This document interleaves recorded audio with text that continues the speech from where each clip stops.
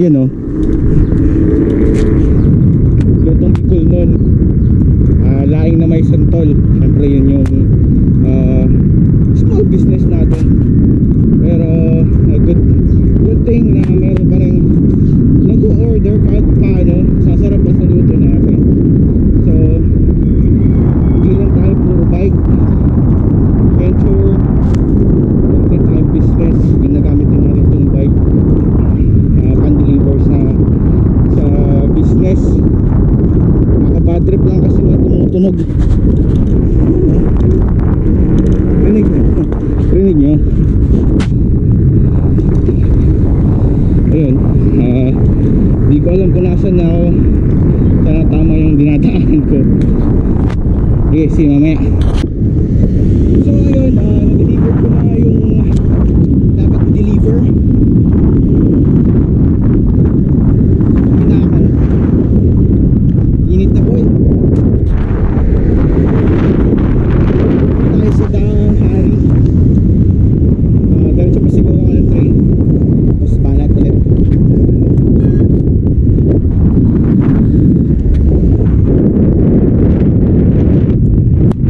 Dami rin dito sa Christopher every Saturday, Sunday. Ang maganda dito pag dumaan, dami kang makakasabay, dami makakalaro. Dapat maaga lang kasi ang init. Yun, nag-bother ako dito sa ingin ng bottom bracket ko. Siguro baka wala na itong braso, so kailangan natin i-repack. Sige mamaya. Bye. Hirap na hirap ako sa ahon. Yung setup kasi ng gulong ko is pang trail. So 15 PSI lang siya. So lapat na lapat yung knobs.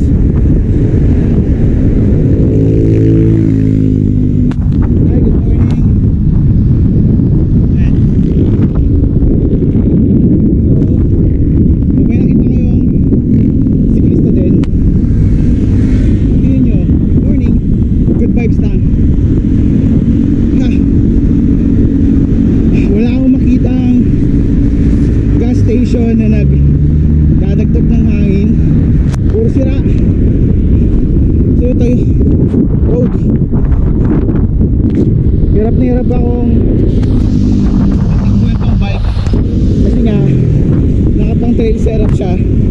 14 to 15 PSI lang yung labot ng gulong ko. Putik yan. Hirap. Tama, naka-road bike. Tapos alubog pa sa hangin. Ito may gulay. Sa ahon pa.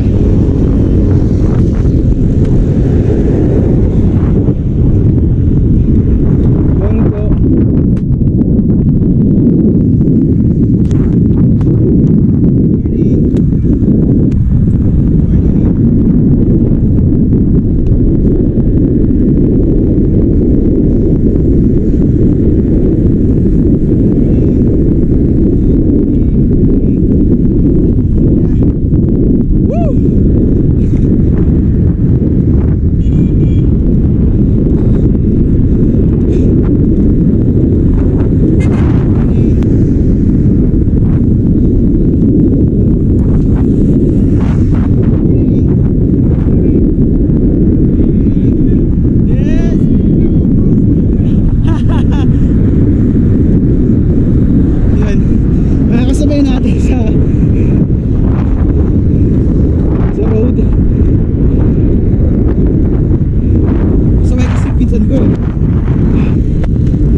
Deliver lang ako pero kinainan tayo ng masarap na breakfast. So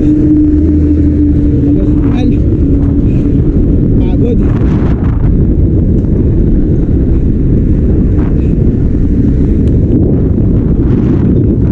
Ang init pa. Look.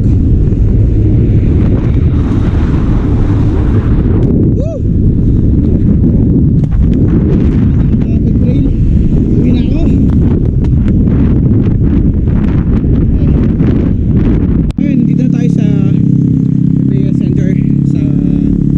daang hari. Ayun, stoplight muna. Hindi niya kita. 14 stoplight. Sige, papunta doon. So, yun. Uulitin ko ulit sa mga siklista. Pag stoplight kayo para for your own safety na rin. Safety na rin, I mean. Pati doon sa mga driver natin. Lahat naman tayo gumagamit ng kalsada. Tsaka, yun, nakikinabang. Ito masaya sa mga nagbabike. Picture. Yan, ganyan. Tapos ang dami kang nakalagpas na ako ng ng EVS Center. So far so good, walang traffic, konti lang yung sasakyan, 4 minute na. Ayun, sabi ko kanina, hindi lang tayo puro adventure bikes etc or gala. Syempre gagamitin din natin yung bike natin for business, pangkabuhayan. So na-deliver ko na yung dapat i-deliver sa customer. Meron pa ako sa bahay, siguro lalamog ko na lang kasi may pasok pa ako, work pa ako. So as much possible, hanggat kaya niyang pagsabayin ko lang. Meron akong, hindi ko alam kung follower ko siya sa TikTok or follower ko sa YouTube, pero sabi niya, yan, pinag-deliver mo bike, ganyan, ba't ka nag-deliver, etc etc. Sabi ko sa'yo bro, kung sino ka man, wala akong pakialam sa comment mo, wala akong pakialam sa sasabihin mo, hanggat di ako sa'yo nahingi ng pinapakain ko sa pamilya ko. Unang-una, bago mo pagsasabihan sa Facebook na kung ano-ano, huwag yung fake account bro. Saka mo kung sabihan pag may bayad ka na, sorry sa word, sabi sa akin harapan yung ganyan. Kasi ako naman, ginagawa ko to kasi for my own good. Kasi papakinabangan ko yung pagbabay ko sa business. Saka wala naman ako inapak ng tao. Kaya kayo, hanggat wala kayo inapak ng tao, hanggat legal yung ginagawa nyo, go lang, basta masaya kayo, basta sa para sa pamilya. Tama lang. Oo, di ako nahihiyang magtinda ng ulam, ng Bicol Express or lahing. Masarap naman luto ko, tikman mo brother, promise. Baka maging tropa tayo, order ka sa akin ng order. Lahing na may santol, Bicol Express. So talaga sarap patulan ng mga basher eh. Saka ang problema mo sa akin, yung followers ko sa TikTok 29, mga tropa ko pa. Sa YouTube di naman ako monetize. Follower ko konti lang, 1,000 plus lang. Hindi ko alam kung anong problema nyo sa akin, ba't yung pinag-iinitan ang YouTube ko. Sarap-sarap patulan pero I've learned pare, I've learned. Sa mga napapanood ko sa YouTube, sa TikTok, mga basher, ano lang, at least nasisira ko yung araw nyo. Kasi madami naman ako napapasaya, diba? So ayun, as much as possible gusto kong avoid yung negativity. Sa positive lang tayo, pray, and then work for family para sa pang-upgrade ng bike. So brakes muna tayo, brake.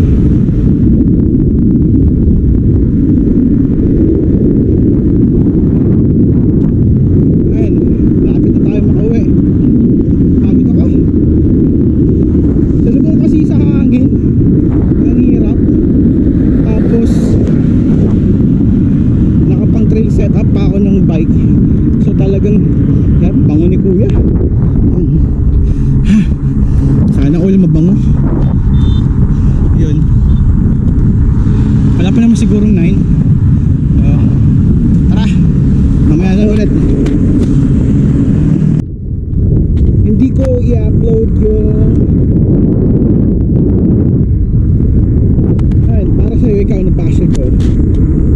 kahit fake account yung ginagamit mo sa TikTok and even sa page, sa Facebook and then sa YouTube, hindi ko upload picture mo, even yung account mo, di-delete ko yun. Respeto ko na lang sa'yo, pare. Kung nakasa mo to, para sa'yo to, tandaan mo, respeto, nire-respeto pa rin kita.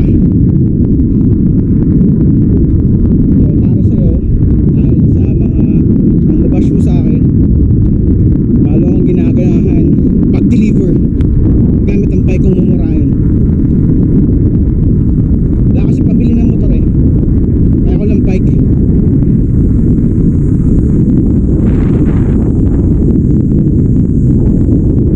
Ano masira ka? Okay, nasira akong araw, pasensya na. And thank you na rin sa panunood. It's me, pardon. Yun o, ganda-ganda ng panahon. Sisira araw. Ganda ng view na nakukunan ko.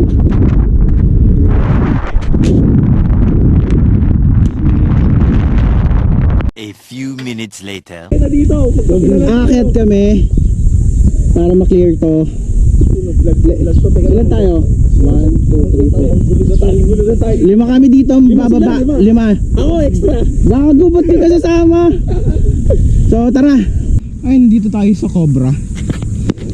Kita ko na naman to.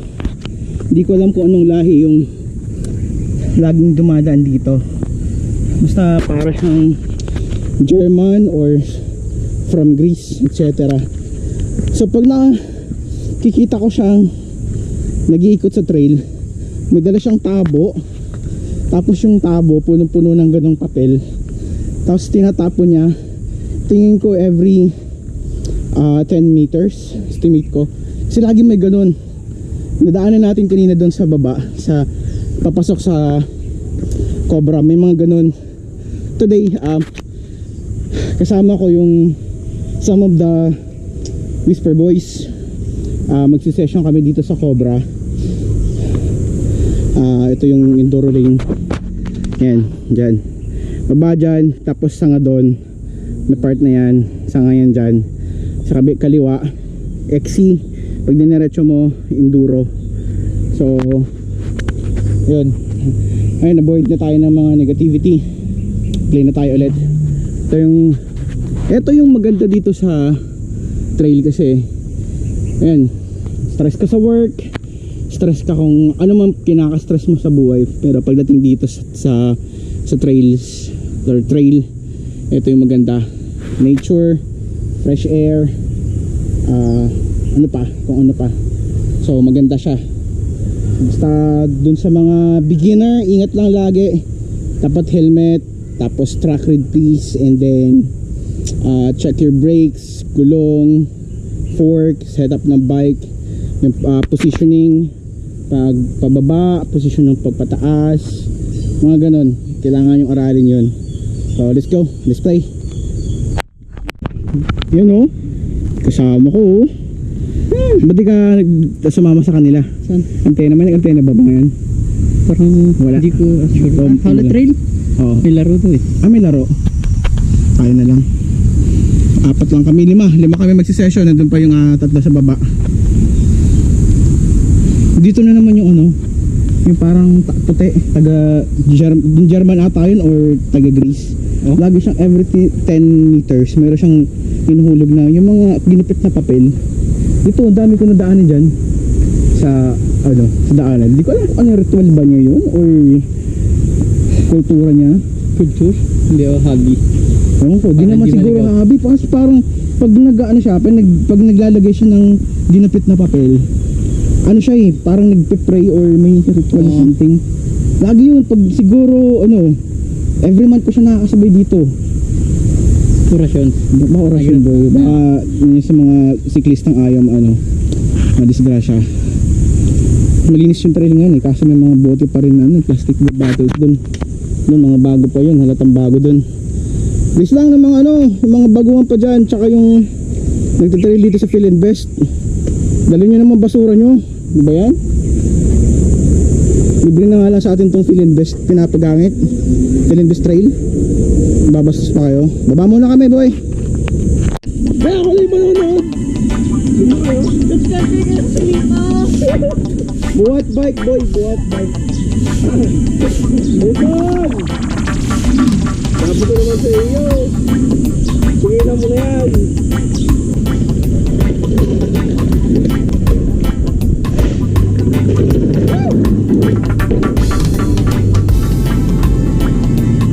Kuya Pong!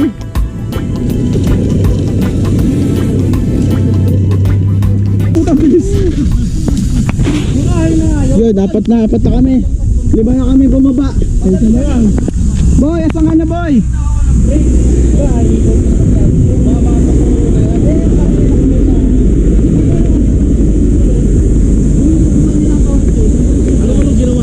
Kunin natin si Nelson dito. Ayan, go! Kaya mo yan!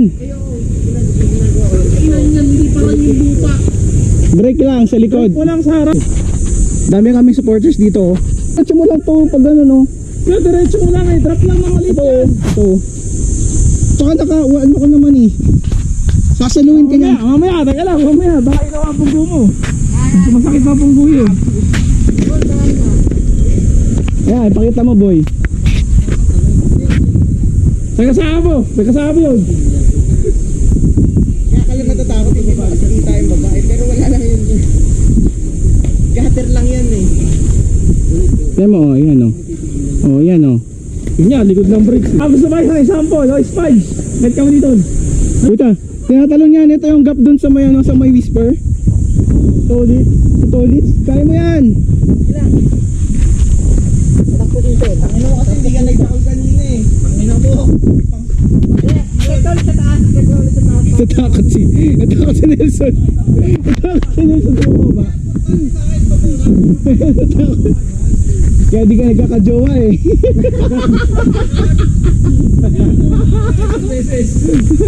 Nagkajowa ka ba? Hindi, syempre, dito lang Nelson, hindi ako naligaw. Torbo! Sabi sa'yo eh. Torbo ko eh. Oh, Mo dun ka sa taas eh. yung mga tropang Filinvest boys. Unang kataya, kagat ang lamok. Shoutout Ano? nga pala sa checkboy namin na sayo si Lito. Nakinabahan ako dun ah. Ito naman nakashade. Harap ka. Yun! Sinasabi ko eh. Baby. Nelson, magkaka-girlfriend ka na. Sabi na namin dito. Oh, na-clear na oh. Sunod yan, 3 skulls na no. Sabi kong attempt na yung kuha sa'yo. Yan, tapos na, na-clear na. Pwede na ako umuwi. Sinaka na. Alright, dito sa part na to, pauwi na ako. Di ko alam kung anong pinagdadaldal ko dito. Hindi kasi marinig kasi sobrang lakas ng hangin. So, anyway, naiwan ko na ibang tropa doon sa Cobra. So, thank you for watching. Thank you for supporting this vlog. God bless you guys. Bye!